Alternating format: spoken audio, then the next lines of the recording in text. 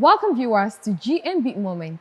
If you'd like to make quality contact and if you understand how important this is to the success of your business and career, then you need to sit back with a glass of juice and join us in this conversation. I have a favorite quote from Ferdinand Ibezim which says that the quality of your life cannot be greater than the quality of your contacts. Let's find out how true this is because Ferdinand Ibezim is here with me in the studio. Welcome to the show, Ferdinand. Thank you. For the second time in my show. Yeah. Okay, Ferdinand, you have deep knowledge in social networking and personal effectiveness. So I just want to sit back here with my glass of juice while you take us through the process of how to make quality contacts and network properly. Okay, so thank you very much for having me again. I like to say that making quality contacts is at the crux of business success. But it's not just about contacts, even though that's perhaps, for me, the most important critical success factor if you want to excel in business.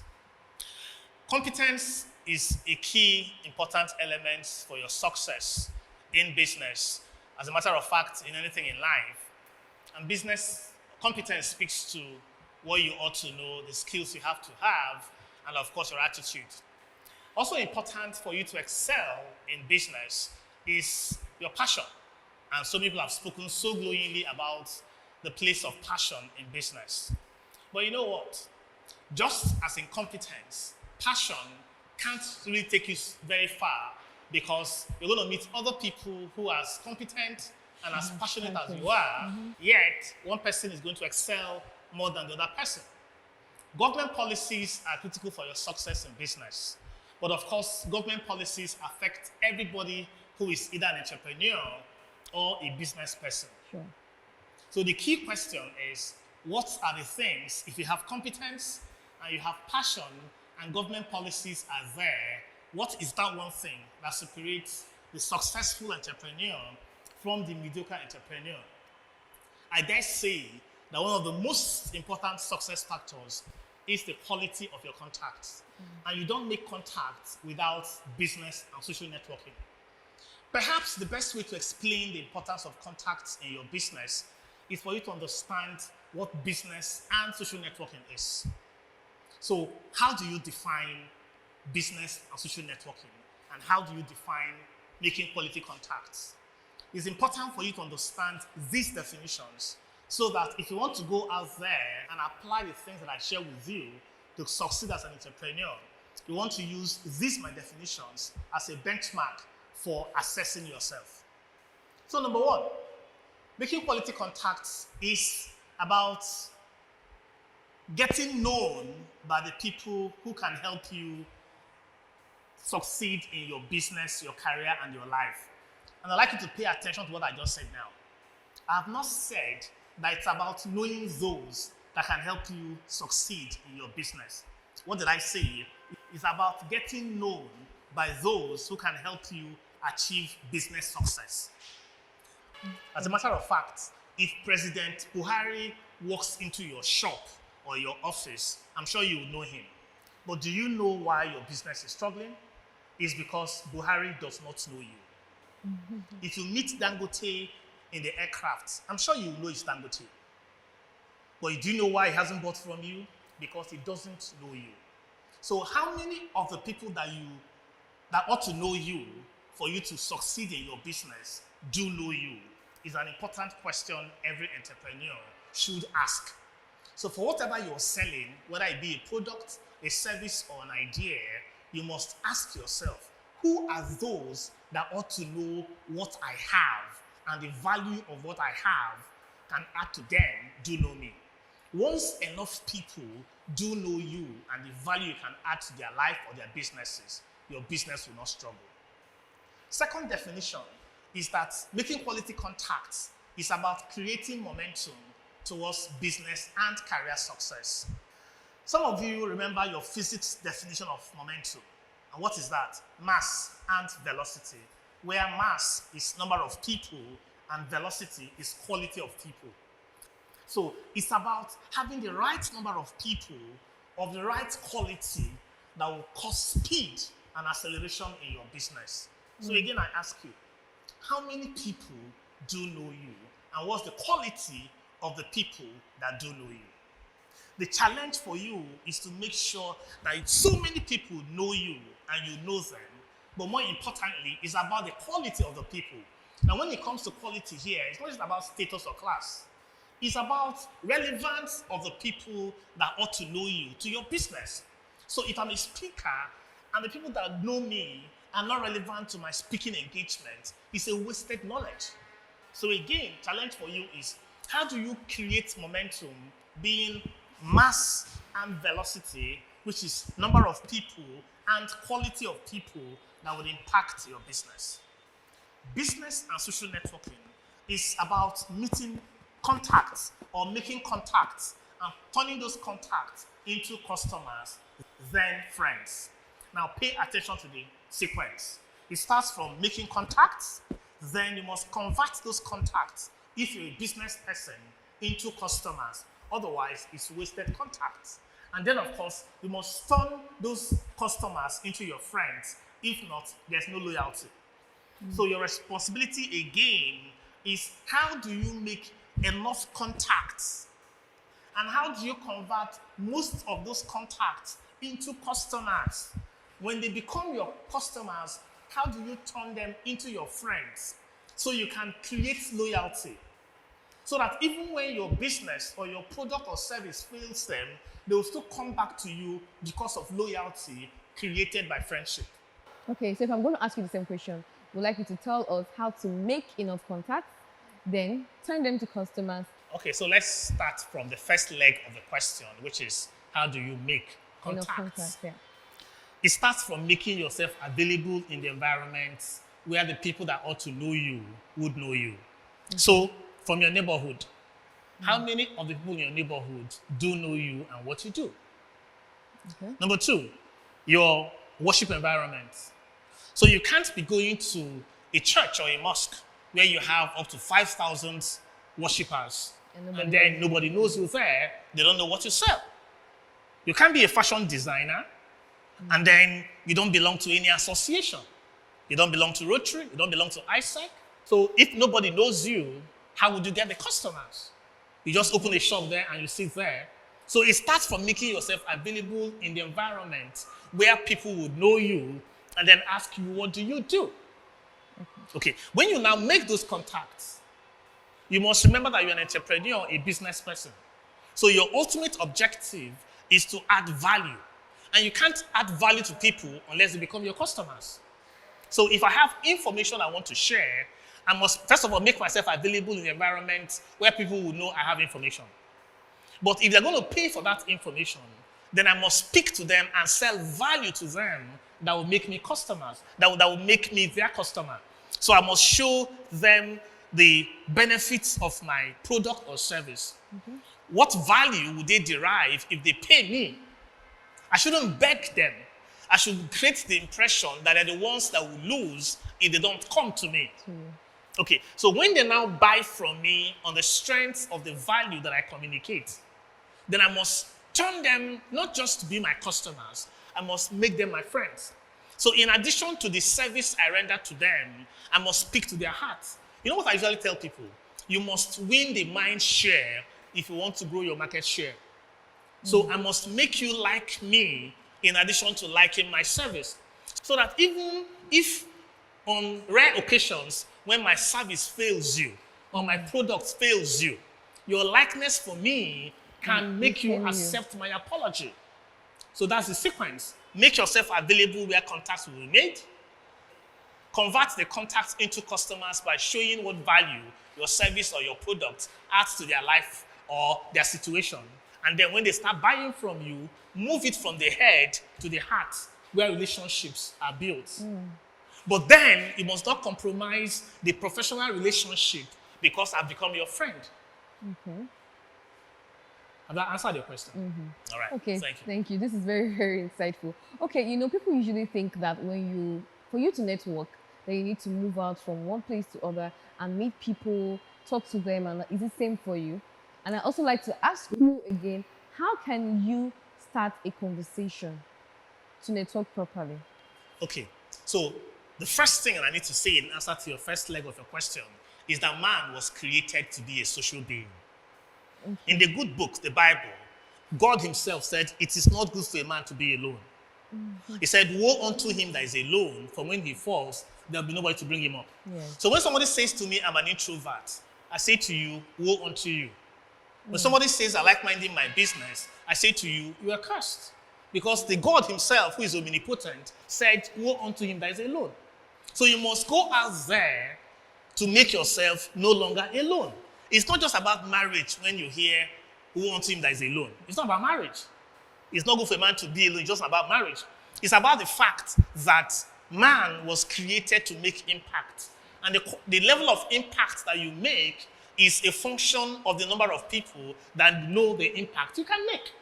So you must go out there, ask yourself, where are the people that need what I have and can pay for what I have if you're a businessman? Okay, so if I'm an advertiser, I must go to the environment. Is there a body for advertisers? Is there a body for people that buy advertisement? If I have a football talent I want to sell, I must go to the environment where people who buy football talents go to.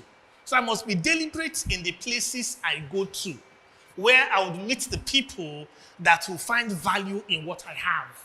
If I'm an artist, I must be deliberate in the places I go to so I can sing and people will see me and value me. If I go to the environment where with my beautiful voice, nobody there appreciates me, is a waste of networking. Okay, so the question you asked was, how to start conversation. How do you start a conversation? So many ways of starting a conversation. We can speak for 10 days on that. You can start a conversation with compliments. Okay. So I see you and I say, hi, Junie, I like your wristwatch. 9 out of 10 people will say, thank you. Then I discuss your wristwatch. Where did you get it from? What brand is that? That's one way. But your compliments must be genuine. I can't see you wearing a cheap wristwatch. And both of us know it's cheap, and I say, I like your wristwatch. You know I'm lying. So you can't see me as short as I am, and you say, Ferdinand, I like your height. I know you're lying. Okay, so your compliments must be genuine. Yeah. But when you now make that compliment, talk about the source of the compliment before you now introduce yourself. So let's say I meet a Dangote in the aircraft. I can say to him, good afternoon, sir. I'm so impressed with the value that you add in Nigerian economy. In the midst of so much economic problems, you're still expanding and recruiting people. What's he going to say? Thank you. Thank you. So I can ask, how come you're taking the risk of doing business in an environment that is so volatile? We're going to discuss his business. Then midway into my conversation with him, when I know I've won his mind share, I can now say, by the way, sir, my name is Ferdinand. And when I introduce myself, I must introduce myself in a way that shows what value I can add to his business. So if I'm a sales coach, I can say to him, by the way, my name is Ferdinand. I help salespeople become sales champions. What's he going to ask me? How do you do that? How do you do that? So if we're in the aircraft or in the restaurant, I wouldn't tell him how I do that. The networking platform is not a selling platform. It's a platform for getting appointments. So I'll say to him, I'm sure you're here to enjoy yourself, sir. So let me not bore you. But this is my card, sir. If I have your card, I can come on Tuesday and show you how. What have I done? I've gotten appointment. Wow. I'll now go and sell and try to convince him. If I see a woman shopping in a mall and she's picking apples, I notice she's picking red apples.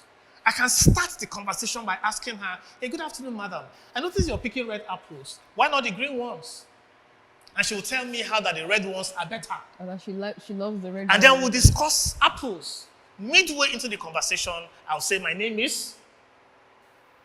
So it starts from either compliments or say something about what the person is or what the person is doing or does. Move the conversation and emphasize that compliment or that discussion. You now introduce yourself in a way that you hear, how do you do that? Don't tell the person how you do that. Ask for appointment. That's the best way to get appointment and get somebody's complimentary card. Wow, this is very wonderful. I think one of the reasons part of the things I've been doing wrong is starting the conversation with, hello, my name is. No. Okay.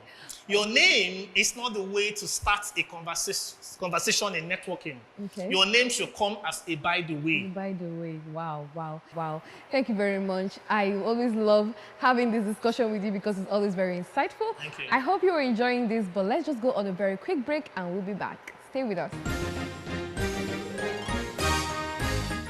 Welcome back to the show.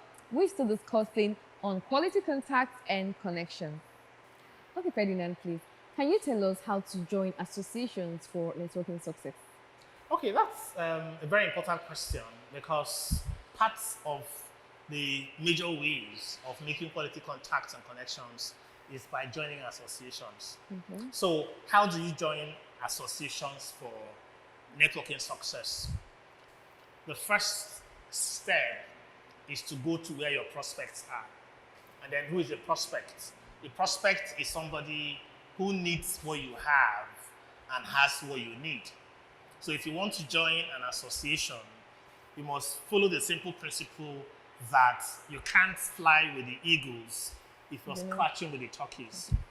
In other words, you must go to the environment where what you want is. So if I'm a hairdresser and I want to join an association, I must join an association where I will meet the people that need my hairdressing service and who can pay me for my price. Okay, so if you want to join any association at all, the first principle is you cannot fly with the eagles if you're scratching with the turkeys. Second principle is that you have to behave like the ants. If you drop a cube of sugar here now, the ants would gravitate towards where the sugar is. So ask yourself, which associations offer me platforms for creating value and for extracting value in return? Second step is ask yourself, what are the requirements for joining the association? So some of them would have financial requirements, time requirements, sometimes educational requirements. So if you're joining an association like Rotary, for instance, and I keep saying Rotary because I'm a Rotarian. So if you want to join Rotary Club, for instance, you must realize the fact that Rotary is a project-driven organization. In other words, it's an interventionist organization that constantly requires that members provide funding for those projects and interventions. Then also ask yourself, what are the things that happen there? And how do those things align with my own values? So you don't want to join an association and you become a critic of the value of the association when the association was founded because of certain values. So there must be a value sync.